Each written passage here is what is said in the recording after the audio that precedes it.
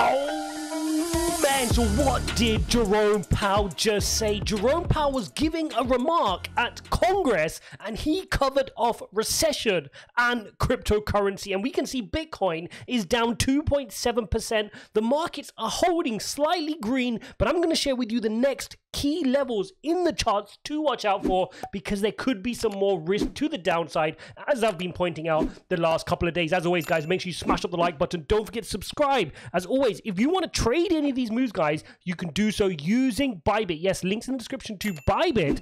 They have a World Series of Trading. Yes, a World Series of Trading, which I highly recommend you guys to sign up to using my link in the description. There's a prize pool of 8 million USDT for the winners, but even without winning, guys, you're going to get trading fee discounts. You're going to get entered into a lucky draw and daily lottery. So you're going to get a $50 early bird bonus when you register. 20% trading fee discounts whilst you're in the competition. So if you want to trade anyway, you might as well trade within this squad and you can get 20% trading fee discounts, and you get access to some limited edition NFTs and lucky draws. So check out the link in the description for that. But more interestingly, we've got the SPY. We've got here the S&P up slightly today, about 0.5%, initially gapping down on the open, but then recovering despite Jerome Powell making some very interesting remarks, which we're going to cover off in detail. We've got the markets here in the US green as well. This is another day of green. Yesterday was green, today is green, and now the markets are trying to rebound. But crypto did not follow. Crypto is down 2.5% today. And again, another day of this decoupling. And could this be a sign? Could this become a theme? I don't think so just yet. But we have to keep an eye on this decoupling over the next couple of days to see if this trend continues. Dow Jones up 0.36%, 0.5 on the S&P, and 0.6. This could easily turn red before I upload this video, because as we know, Jerome Powell is speaking to Congress today and tomorrow. And that is a lot of time for him to say things which will upset the market, which the market has not priced in. And look what he goes and says. He goes, soft landing will be challenging. This is huge. And he calls for crypto regulation. So we're going to break down what he said, because the first thing is quite shocking. Soft landing will be challenging. Now, if you remember, for those of you guys who've been following this channel for a while, make sure you smash up the like button as always. Those of you who are new, make sure you subscribe. We've been talking about Jerome Powell trying to telegraph all of his actions very clearly to the market. Now, if you go back to the rate hike just last week, he was asked about this soft landing and he said there's no reason why we can't have a soft landing. Now his tonality is changing, right? Soft landing will be challenging. And if you read his remarks, let's go into the quoted bits. He says, Federal Reserve Chairman Jerome Powell told Congress that the U.S. central bank must go ahead and keep raising interest rates to get inflation down, even if that means that the economy faces higher unemployment and a potential recession. Okay, so we know that he's now saying, look, guys, we're gonna have to face it. Unemployment might be high. What do you want me to do? Like, we're gonna have to do one or the other. We can't let inflation run rampant, and they're focused on reducing inflation from this 8.6%, 40-year high, guys. Insane. Okay. Powell said that a soft landing is going to be very challenging. So he's gone from saying, I don't see why we can't have a soft landing, to now saying it's going to be very challenging and that a recession is certainly a possibility. Well, we know it's a possibility. What does that mean? Again, being very, very coy, but again, starting to turn to the fact that it's a reality, right? He's trying to turn into a reality. Remember when he used to say inflation is transitory and then he slowly started accepting it? Maybe he's going to do the same for this hard landing, which we're going through right now. We are not trying to provoke and do not think we will need to provoke a recession, but we do think it's absolutely essential that we restore price stability, really for the benefit of the labor market as much as anything else. Financial conditions have already priced in additional rate increases. We know that. We've looked to the Fed rate monitor tool. We looked to the futures to see what's priced in. But we need to go ahead and have them, he said. So the actual interest rates need to take place, right? Even though the market's priced them in.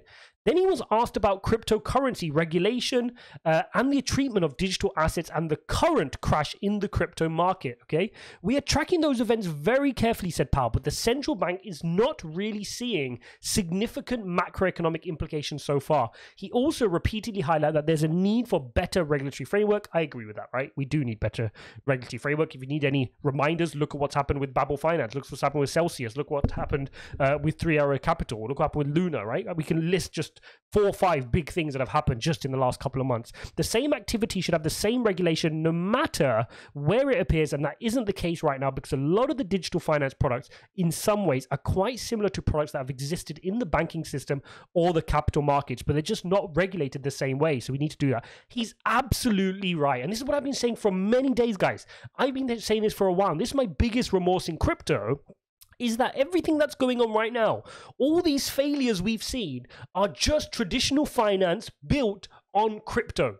Built on crypto rails. There's nothing new. There's nothing imaginative about these. If you go and study traditional finance, they went through all of these learnings. Rehypothecation, misallocation, Ponzi-like schemes, right? All these things, degenerative plays and over-risking of clients' monies. This stuff happened and continues to happen, really, but now happens within a regulated framework. So all you've got is a bunch of mavericks who have gone ahead and said, oh, we're going to build that on crypto without making any difference. And this is really frustrating because the whole point of crypto was to make a change, to be different from traditional finance, but we've not got that. We've just got lazy entrepreneurs, and this is not an indictment on everybody, but they know who they are, the ones who have built these products, and they get exposed by bear markets, and they'll continue to be exposed by bear markets, who just come over to crypto because they couldn't make it in traditional finance because of all the regulation, and go, oh look, we got a free run here, we can do what we learned in traditional finance on how to scam users and risk their money, and we'll do it over here in crypto where they're all naive. And that is a damning indictment on crypto. And unfortunately, until we wash out these greedy people, we're not going to have our rise back to where we want to get to on crypto. Speaking of which, BlockFi receives 250 million credit facility from FTX. And again, guys, FTX are doing what everybody wants to be doing right now. Again, study traditional finance. What happens in bear markets? The biggest companies always survive. Those with cash in their pocket always do well. Why? Because they can go and buy amazing companies at cheap, unrealistic prices just because they had cash on the side. Look how Warren Buffett built his wealth. Look how many great hedge funds built their wealth. Look how other conglomerate companies would acquire other companies at cheap prices during bear markets. And that's exactly what FTX is managing to do with their cash pile, is to go and support, right? They went and supported Voyager, supporting BlockFi, and obviously controlling them as well with an equity share, no doubt. So that's huge. So BlockFi bolstering up their credit facility. A lot of these exchanges, a lot of these lending platforms are really struggling, whether it's BlockFi, whether it's Nexus, Celsius, obviously we know about, and there'll be many others which we don't know about who aren't talking about it, which may also get exposed as well. Voyager, we know were affected because they had a lot of debt given to 3 Arrows Capital, who obviously have collapsed.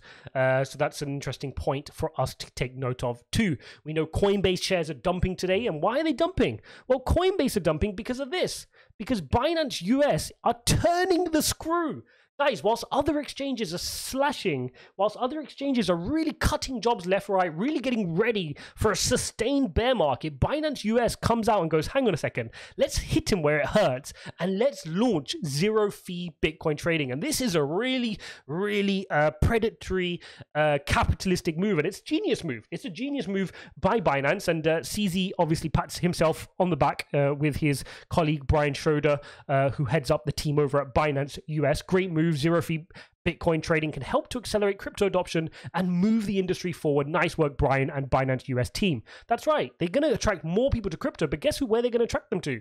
To Binance, because you can go over to Binance and you can trade Bitcoin with zero fees. That's really good because the crypto space is very confusing in terms of who has the best fees and who's don't. It's not superly readily available for everybody to research, right? It's always confusing and it's always changing. So for Binance to come out and do what Robinhood did, where they're just completely democratizing it and making it free, is really going to be big. And they want to launch that for other tokens as well in the near future over at Binance US. Remember, this is just Binance US, not the main Binance. The other important thing to note is this is not payment for order flow.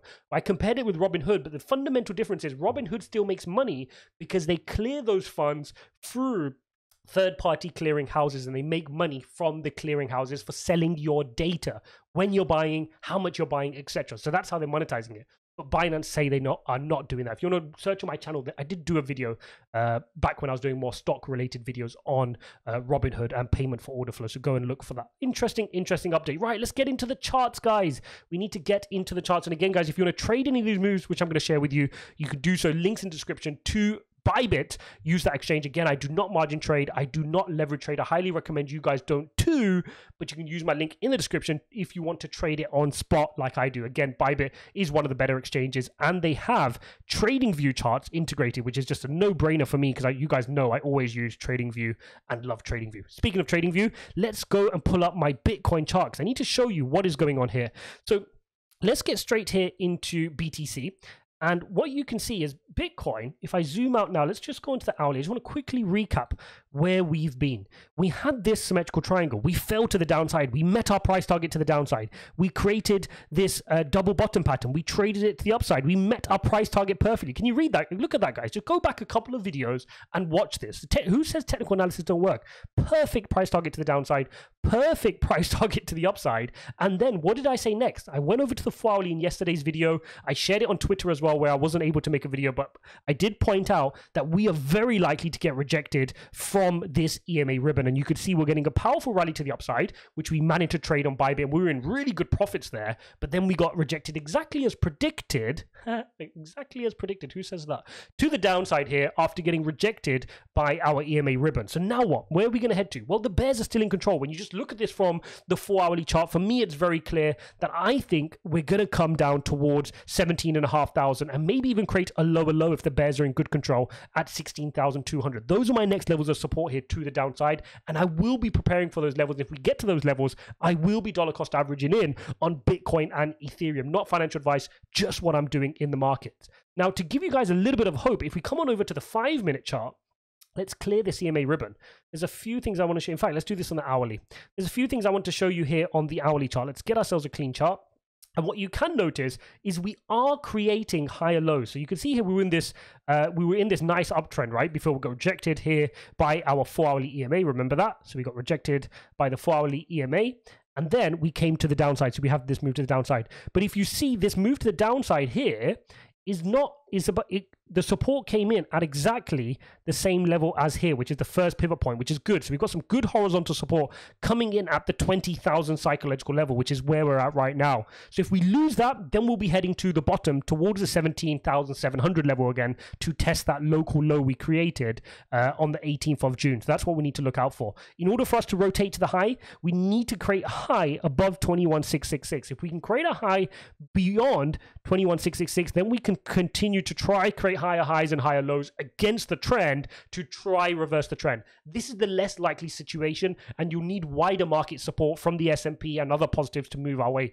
Most likely situation for me is that one to the downside, and that is what I'm preparing for. So that's what I'm putting my hat on here. Fear and greed index continues to be at 11, so there's a lot of fear in the market, and I still think we're not quite at capitulation. What I'll probably do is maybe tomorrow we can go through a few on-chain metrics together, because again, the on-chain metrics aren't painting the prettiest of pictures. It doesn't look like we've reached full capitulation just yet. It just doesn't feel like that from my experience. It still feels like people are trying to buy the dip. They're not fully given up, and maybe that prompts one more visit down to 17, maybe even 16, just to flush out that excess leveraging. We spoke about the Ethereum deleveraging. Go watch that. I'll link that up for you guys as well. And then maybe, just maybe, we can finally hit that low and start bottoming out, create that sideways move, and then eventually build for the next run to the upside. Hope you guys found this video useful. As always, don't forget to smash up the like button and subscribe. Do check out BYBIT, links in the description, and go watch this interesting video because you're not gonna want to miss this. Thanks for watching, guys. See you